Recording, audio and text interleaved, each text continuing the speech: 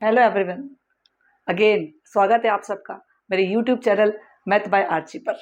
कैसे हैं आप सब लोग? चलिए हम लोग सबसे पहले आज क्लास 11th का सेट चैप्टर स्टार्ट करने वाले हैं। उसके पहले सबसे पहले हम लोग कुछ बात करते हैं। हम लोग बताना चाह रहे हैं कि प्रोग्रेस के लिए, सक्सेस के लिए, ट्राई करने के लिए इस चैनल को चुने, कंप्लीट होने के लिए नहीं चुने। Got it? सक्सेस के लिए करें, प्रोग्रेस के लिए इस चैनल को चुने, इस चैनल को वॉच करें। Got it? चलिए आगे बढ़ते हैं। हम आज के स्टार्ट करते हैं हमारी इस वीडियो को। क्लास 11th का स्टार्ट कर रहे हैं आज हम लोग। सेट फर्स्ट चैप्टर है आपका। सेट फर्स्ट चैप्टर जो सेट आपका है वो सेट क्या है? क्योंकि जब बच्चा मैथ्स लेता है सबसे पहले उसने जैसे ही मैथ्स लिया, स्पेशलाइजेशन के लिए जैसे ही 11th में उसने मैथ्स लिया, उसे फर्स्ट चैप्टर देखने को मिला सेट, जिसके बारे में उसने फर्स्ट से लेकर 10 तक नहीं सुना है। सुना ही नहीं कि सेट क्या होता है। बच्चा पहला चैप्टर देख के घबरा जाता है, लेकिन आप लोग घबराइए मत। बिल्कुल आसान तरीके से मैं आपको आज सेट के सारे कंसेप्ट बताने वाली हूँ। Got it? चलिए सेट क्या है? सबसे पहले सेट की परिभाषा समझते हैं, सेट की डेफिनेशन समझते हैं। सेट क्या है? सेट की डेफिनेशन क्या है? सेट की डेफिनेशन होती है a collection of an object, ऑब्जेक्टों का कलेक्शन। ऑब्जेक्ट क्या है? एलिमेंट का collection of element, a collection of element, element का कलेक्शन इन सिस्टमैटिक मैनर। किसमें लेना है? सिस्टमैटिक मैनर में। सबसे बड़ी बात यह होती है कि एलिमेंट है क्या। एलिमेंट क्या है? एलिमेंट का मतलब होता है न्यूमेरल। आप 1 2 3 4 5 6 7 8 9 10 कुछ भी ले सकते हैं नंबर, और साथ में आप किसी भी अल्फाबेट को ले सकते हैं। तो एलिमेंट कुछ भी हो सकता है, ABCD भी हो सकता है और 1 2 3 भी हो सकता है। सेट वो होता है जिसमें हम न्यूमेरल्स को या अल्फाबेट्स को, एलिमेंट्स को सिस्टमेटिक मैनर में जमा देते हैं, कलेक्ट करके रखते हैं। सबसे पहले कलेक्ट करेंगे फिर अरेंज करेंगे, तो हम क्या बोलते हैं? Collection and arrangement of element in a systematic manner. It is the definition of set. मोटी मोटी भाषा में मैंने बात करी आपसे। चलिए हम छोटी सी भाषा में बात करते हैं। मैं आपको एग्जाम्पल देके बताती हूँ। हम सपोज हमारा मकान, एक मकान से दूसरे मकान में शिफ्ट कर रहे हैं। मेरे मकान में बहुत सारा सामान है, बहुत सारा। जब उस सामान को मैं ट्रक में उठा के लेके जाती हूँ, सब एलिमेंट है मेरे लिए, और मकान क्या है मेरा? पूरा एक सेट है, एक यूनिवर्सल सेट है।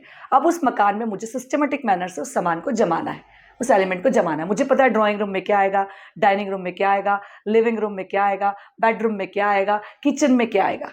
तो पर्टिकुलर सेट में जाकर हमें पता है, इसलिए हमने जमा दिया है। लेकिन हमें ये नहीं पता है कि ए सेट का है। लेकिन मैं बोलती हूँ कि ए सेट नेचुरल नंबर का है, तो 1 से लेकर इनफाइनाइट तक के पूरे ए सेट में आएंगे। Got it? तो यहां पर आपको समझ में आया होगा मेरे एग्जाम्पल से कि किसी भी एलिमेंट को सिस्टमेटिक तरीके से जमाने को हम क्या बोलते हैं? क्या बोलते हैं? यस, सेट बोलते हैं। Good, very good. तो यहां पर हम क्या पढ़ने वाले हैं? सेट पढ़ने वाले हैं। और सेट के कंसेप्ट, हम एक्सरसाइज कंप्लीट नहीं करने वाले, एक्सरसाइज तो आप खुद कंप्लीट करेंगे। मेरे कंसेप्ट ही ऐसे हैं कि कंसेप्ट जब आप पढ़ लेंगे तो सेट की एनसीईआरटी की एक्सरसाइज आप खुद कंप्लीट कर लेंगे। ये मेरा वादा है आपसे। चलिए, तो सेट की डेफिनेशंस आपको मेरी स्क्रीन पे दिख रही होगी, वो सेट की डेफिनेशन है। तो सेट की डेफिनेशन मैंने क्या बोली है, फिर से मैं आपको बता दूं। Collection and arrangement of element in a systematic manner. अब सिस्टमैटिक मैनर में जब आता है, सिस्टमैटिक आप देख रहे हैं डेफिनेशन, सिस्टमैटिक मैनर में जब आता है तो सिस्टमैटिक मैनर का मतलब कुछ रूल्स होंगे, कुछ रेगुलेशंस होंगे। तो सेट के जो रूल होते हैं वो क्या होता है? सेट के रूल होते हैं कि जब हम एलिमेंट इंसर्ट करें, सबसे पहले तो हम लिखते हैं कि जो एलिमेंट होते हैं वो काय में लिखाते हैं? करली ब्रैकेट में। एलिमेंट्स को हम काय में लिखते हैं? करली ब्रैकेट।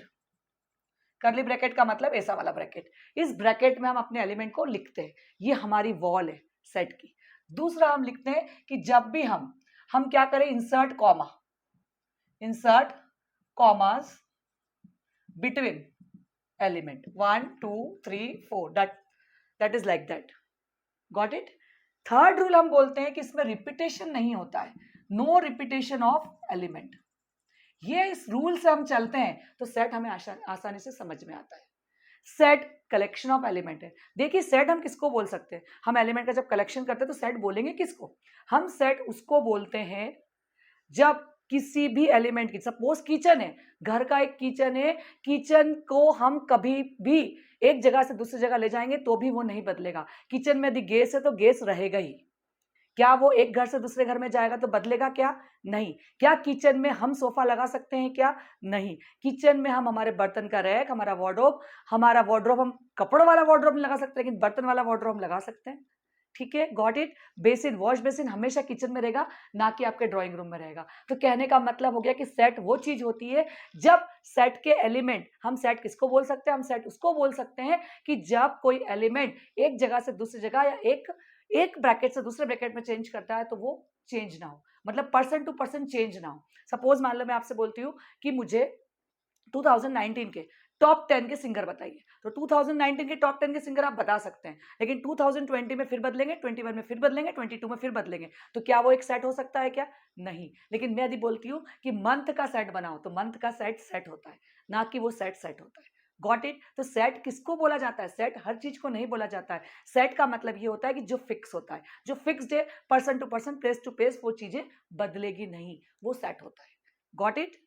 समझ में आ गया आपको अच्छे से? और सेट में जब हम एलिमेंट फील करते हैं तो हम सबसे पहले कर्ली ब्रैकेट लेते हैं, कॉमास को इंसर्ट करते हैं बिटवीन द एलिमेंट, और यदि ये वन कितनी बार भी आ जाए, वन को हम रिपीट नहीं करते। मैं आपको एक एग्जांपल लेती हूँ, मैं आपको बोलती हूँ मेरा नाम लिखिए सेट में, ARCHAN है। जब मैं इसको सेट में लिखती हूँ तो कर्ली ब्रैकेट लिया, A लिख दिया, R लिख दिया, C लिख दिया, H लिख दिया, लेकिन A रिपीट नहीं होगा, N हो जाएगा, लेकिन A रिपीट नहीं होगा। That is the set. Got it. Set को,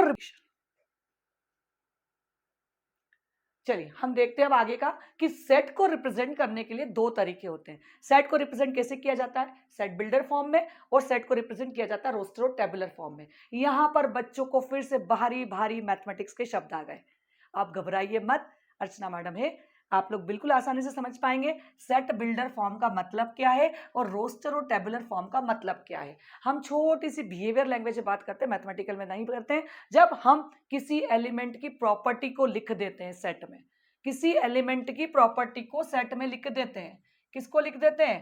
प्रॉपर्टीज को, तो वो क्या होता है? Set builder form. और प्रॉपर्टीज काय में शो होती है? इंग्लिश अल्फाबेट्स में होती है, मतलब कहने का लाइन में होती है, सेंटेंस में होती है, कहने का मतलब ये हो गया। लेकिन यहां पर इस बात का ध्यान रखना है कि सेट बिल्डर फॉर्म में जब आप प्रॉपर्टी लेते हैं एक्स की, वाई की, किसी भी वेरिएबल की, आप एक वेरिएबल यूज कर सकते हैं, आप दो वेरिएबल यूज कर सकते हैं, कुछ भी कर सकते हैं, आप एक्स वाई भी यूज कर सकते हैं, आप एक्स एक्स भी यूज कर सकते हैं, कुछ भी यूज कर सकते हैं। लेकिन जब भी आप इन वेरिएबल की प्रॉपर्टीज को शो करते हैं तो आपको काय में करना पड़ता है? कॉलम में। काय में शो करना पड़ता है? कॉलम में। और आप क्या लिखोगे? क्या सेट है ये? Set of natural number, set of natural number. ये नेचुरल नंबर जो लिखा है ये इस सेट की प्रॉपर्टी है, ये इस सेट की प्रॉपर्टी है। इसी को जब मैं रोस्टर फॉर्म में बदलती हूं तो मैं क्या लिख सकती हूँ? लिस्टेड कर सकती हूँ, मतलब रोस्टर फॉर्म लिस्टिंग एलिमेंट का है और set builder form properties of the element का है। दोनों में डिफरेंस क्या है? सेट बिल्डर फॉर्म एलिमेंट की प्रॉपर्टीज शो करता है और रोस्टर फॉर्म और टेबुलर, रोस्टर और tabular both are same. Roster और टेबुलर फॉर्म एलिमेंट्स को लिस्टेड करता है, लिस्टिंग फॉर्म देता है। मींस लिस्टिंग फॉर्म मींस, फिर से मैथमेटिकल लैंग्वेज। चलिए हम बिहेवियर की बात करते हैं। हम यहां पर देखते हैं नेचुरल नंबर। नेचुरल नंबर कहां से शुरू होते हैं? 1 2 3 4 5 डॉट डॉट डॉट डॉट। ये डॉट डॉट का मतलब है कि यहां पर आपको लिमिट्स नहीं दी है, आपको बताया नहीं गया है कि नेचुरल नंबर कहां तक के, तो आपको शो करना पड़ेगा कि पूरे natural number, that is the infinite set. Got it. तो ये आपका कौन सा होता है? रोस्टर और टेबुलर फॉर्म। और ये कौन सा होता है? Set builder form. हम दो तीन एग्जांपल्स इसके देखते हैं, चलिए देख लेते हैं। चलिए हम लोग कुछ एग्जांपल्स देख लेते हैं। Change into set builder form. कुछ क्वेश्चंस ऐसे होते हैं जो लिस्ट आपको टेबुलर फॉर्म में दिया हुआ है, a इज इक्वल टू 2468, इसको आपको काय में चेंज करना है? सेट बिल्डर फॉर्म में चेंज करना है। सबसे पहले हमें इसकी प्रॉपर्टी देखना पड़ेगी। 2468 है क्या? 2468 मेरे पास यहाँ पर कौन है? इवन नंबर है। इसकी प्रॉपर्टी क्या है? इवन नंबर है। तो इसको सेट बिल्डर में मैं कैसे लिखूंगी? a is equal to x to x, दो कॉलन के बीच में शो करूंगी, और प्रॉपर्टी लिखूंगी इस सेट की कि इस एलिमेंट की प्रॉपर्टी क्या है। इस एलिमेंट की प्रॉपर्टी ये है कि ये कौन है? ये कौन है? x is a even number, x is an even number, even number है। ये सब कौन है? इवन नंबर है, लेकिन इसमें लिमिट दी है तो आपको लिमिट शो करना पड़ेगी। कैसा है x आपका? आपका x ऐसा है कि 2 से बड़े बराबर और 4 से छोटे, 8 से छोटे और बराबर।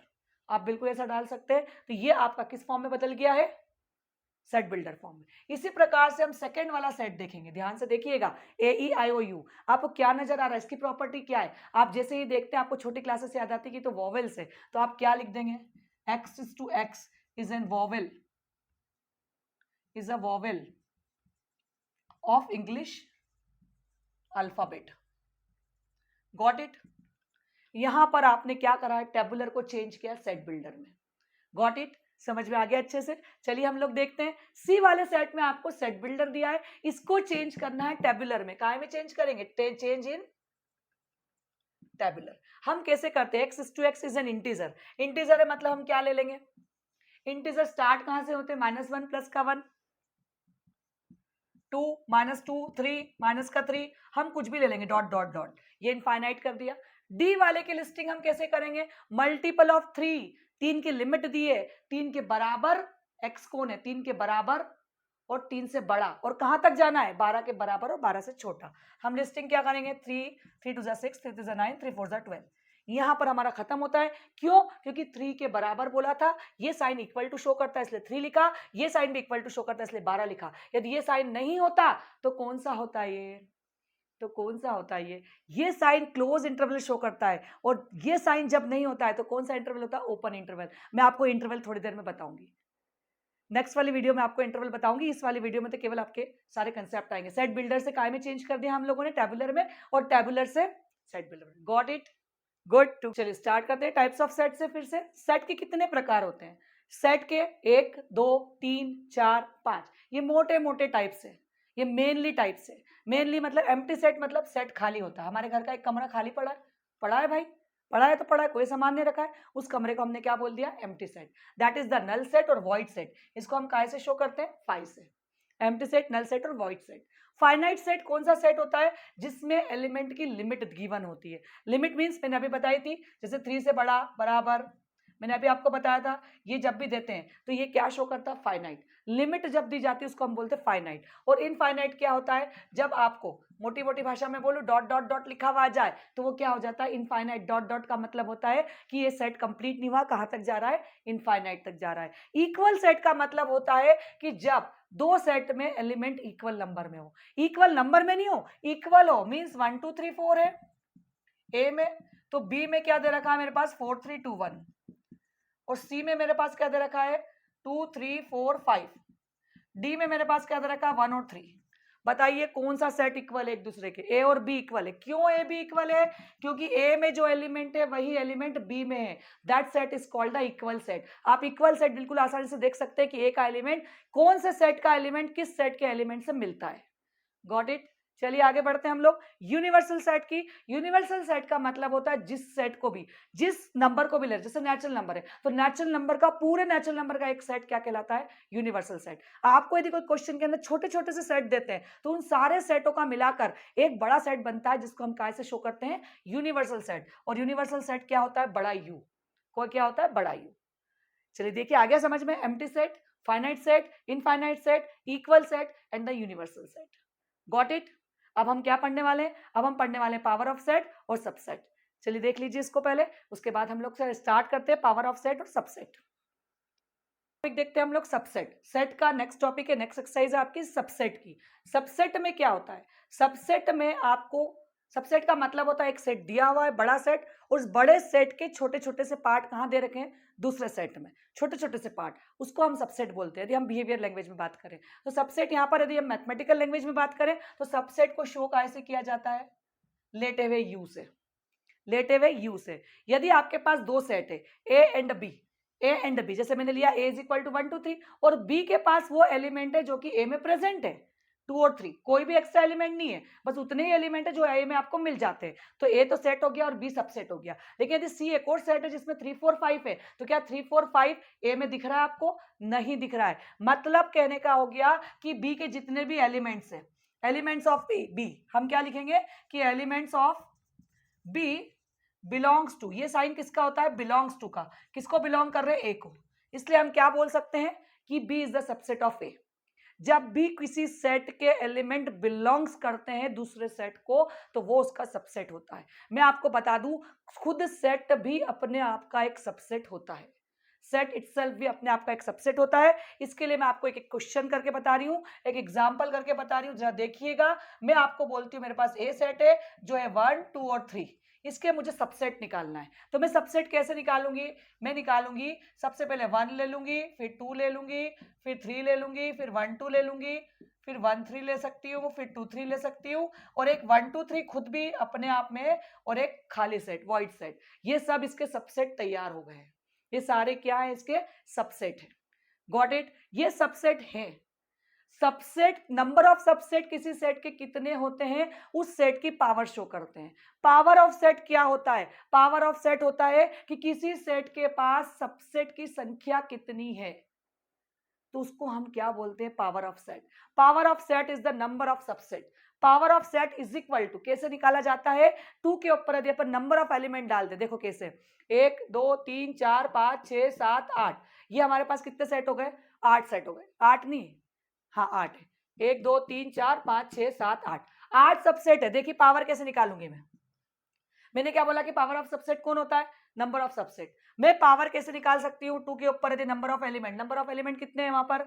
ए में कितने नंबर ऑफ एलिमेंट है? 1 2 3। मैं डायरेक्ट सवाल कर सकती हूँ, सीबीएसई को आ जाता है, 2 की पावर 3 मतलब 8। यदि 8 है तो 8 इसका पावर है, और पावर जो है वही सबसेट की संख्या है। आपको इन शॉर्ट पूछ लिया जाता है कि इस सेट के सबसेट कितने हैं, बड़ी आसानी से निकाल सकते हैं आप, इन शॉर्ट निकाल सकते हैं, छोटे से उससे निकाल सकते हैं कि power of subset is equal to number of subset. Power of a set is equal to number of subset. और पावर ऑफ सेट कैसे निकालते हैं? 2 की पावर नंबर ऑफ एलिमेंट। इसी तरह से आप नंबर ऑफ सबसेट भी निकाल सकते हैं, 2 की पावर क्या हो जाता है? Number of element. किसी भी सेट के ऊपर कितने एलिमेंट है, किसी भी सेट में कितने एलिमेंट है, वो उसके सबसेटों की संख्या बताता है। That is the power. Power को हम कहाँ से शो करते हैं? पी से। यहां पर मैं बिलोंग्स टू और नॉट बिलोंग्स टू की यदि बात करूं तो मैं आपको एक क्वेश्चन बताती हूँ belongs to not belongs to पे। यदि मैं बोल रही हूँ कि ए इज इक्वल टू 1 2 3, अब मैं यहां पर कुछ fill in the blank show करती हूं। मैं बोलती हूं कि 1 बिलोंग करता है, मैं बिलोंग नहीं लिखती हूं, मैं कुछ फिल इन द ब्लैंक्स बताती हूं आपको करके।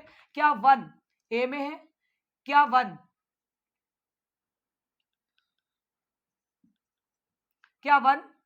ए में है? देखिए दोनों 1 में क्या अंतर है? ये 1 मेरा एलिमेंट है, ये क्या शो कर रहा है कि एलिमेंट 1 बिलोंग्स टू ए, और ये शो कर रहा है सबसेट। तो यहां पर अलग से सबसेट दिया है क्या? नहीं दिया है। तो यहां पर एलिमेंट में कभी भी इस साइन को शो नहीं करेंगे, इस साइन को शो हम सबसेट में कर सकते हैं, सेट में कर सकते हैं, लेकिन एलिमेंट यदि मुझे शो करना है तो मुझे सिंगल अकेला लिखना पड़ेगा, ना कि मैं इसमें शो करूंगी। इसमें सिर्फ सेट और सबसेट ही शो होता है। Got it? चलिए आगे देखते हैं। इसके आगे हम फिर अब ऑपरेशंस की बात कर लेते हैं। फटाफट, बी फास्ट, फटाफट लिखिए। Good too good, perfect. चलिए फिर आगे बढ़ते हैं हम लोग। Operation of set. ऑपरेशन का मतलब क्या होता है? जिस तरह से हम नंबर्स के साथ ऑपरेशन करते हैं। नंबर के ऑपरेशन क्या होते हैं? नंबर के operation plus, minus, multiply, divide, ये हम ऑपरेशन करके पूरा मैथ्स बना दिया हमने। उसी तरह से सेट के भी ऑपरेशन होते हैं, अपने खुद के ऑपरेशन होते हैं। सेट के ऑपरेशन क्या होते हैं? यूनियन। यूनियन को कहां से शो करते हैं? बड़े यू से। इंटरसेक्शन, इंटरसेक्शन को कहां से शो करते हैं? उल्टे यू से। डिफरेंस, डिफरेंस का मतलब माइनस, और कॉम्प्लीमेंट को शो करते हैं डैश से। ये चारों इसके ऑपरेशन है, मेनली ऑपरेशन है।